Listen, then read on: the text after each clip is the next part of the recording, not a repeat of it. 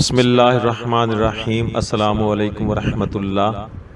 असजद और कोमल में बहुत गहरी मोहब्बत है। दोनों की शादी को 5 साल हो चुके हैं, लेकिन उनकी ज़िंदगी अभी तक नामुकम्मल थी, क्योंकि उनके यहाँ कोई औलाद नहीं है। फिर भी उन्हें यकीन था कि अल्लाह की रहमत से नाउम्मीद नहीं होना चाहिए, वो ज़ात ज़रूर करम करेगी।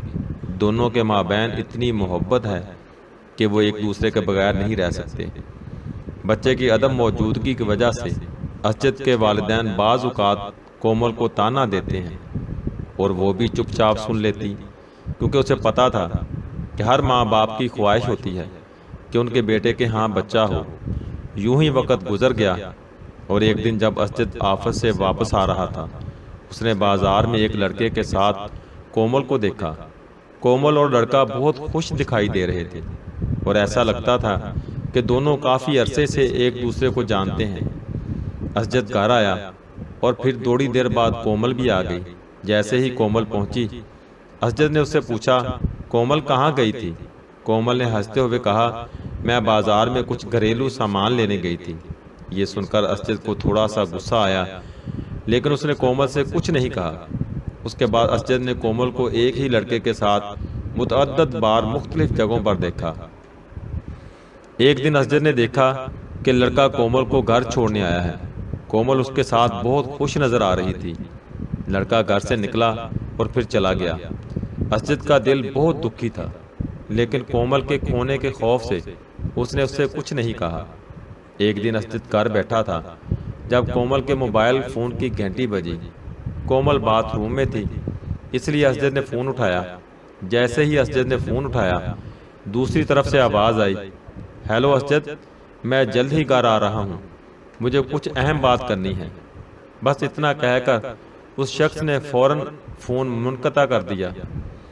असजद ने सोचना शुरू किया कि इस शख्स को इसका नाम कैसे पता चला। असजद के जहन में बहुत सारे सवालात थे। असजद को लगा कि शायद ये वही आदमी है जिसके साथ कोमल अक्सर बाहर जाती है। असजद को लगा कि शायद कोमल इससे तलाक लेना चाहती है, और वो शख्स इसके बारे में बात करने के लिए घर आ रहा है। असजद बहुत अफसुर्दा हुआ। वो अपनी शादी को टूटने नहीं देना चाहता था। उसे लगा कि कोमल ने उसके साथ धोखा किया है। वो कुछ समझ नहीं पा रहा था। असजद कोमल के खोने से घबरा गया और वहीं ज़मीन पर गिर गया। इस दौरान कोमल भी बाथरूम से बाहर आ गई। उसने असजद को उठाया और पूछा, तुम्हें क्या हो गया है? क्या आप ठीक हैं? असजद ने गुस्से से कोमल को धक्का दिया और वो गिर गई, और उसका सर करीब ही रखी टेबल पर लगा। उसके सर पर चोट आई थी।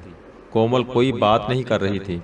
उसने कांपती हुई कोमल को अपने बाजुओं में उठाया और देखा कि वो बहुत तकलीफ में है, जिसकी वजह से कोमल बेहोश हो गई। असजद बहुत खौफजदा हुआ जब उसने देखा कि कोमल के हाथ में एक ख़त था। इस ख़त में लिखा था, प्यारे असजद, मैं आपको बहुत दिनों से बताना चाहता था, लेकिन सोचा कि मुझे आपको सरप्राइज़ करना चाहिए। मैं पिछले कुछ दिनों से किसी डॉक्टर के पास इलाज के लिए गई थी, और वो डॉक्टर मेरा कज़न था जो बचपन में बैरून मुल्क चला गया था।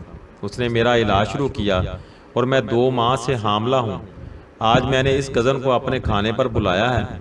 आप इससे मिलकर बहुत खुश होंगे। कुछ देर बाद डोर बेल बजने लगी, और असजद भागकर दरवाज़ा खोलता है। कोमल का कज़न वहाँ दरवाजे पर खड़ा हुआ है, और वो कहता है, असजद, मैं साबर हूँ, कोमल का भाई, आप कैसे हो? तभी उसकी निगाहें कोमल पर पड़ती हैं, जो खून में लिपटी हुई ज़मीन पर पड़ी थी। साबर कोमल को अस्पताल ले गया, और वहाँ कोमल कोमा में चली गई। कोमल अपने बच्चे को भी खो देती है। असजद उससे माफ़ी मांगना चाहता है, लेकिन कोमल अभी भी कोमा में है। एक छोटी सी गलती से कोमल और असजद की ज़िंदगी इस मोड़ तक आ गई। ये कहानी हमें बहुत कुछ सिखाती है। हमें गहरे रिश्ते में किसी नतीजे पर पहुंचने से पहले अपने साथी से बात करनी चाहिए। हम सब में खामियां हैं, लेकिन अपने साथी को कसूरवार साबित करने से पहले अच्छी तरह से जांच पड़ताल करें, और सबसे अहम बात, इससे खुलकर बात करें। जो आप देखते या सुनते हैं वो ज़रूरी नहीं कि सच हो।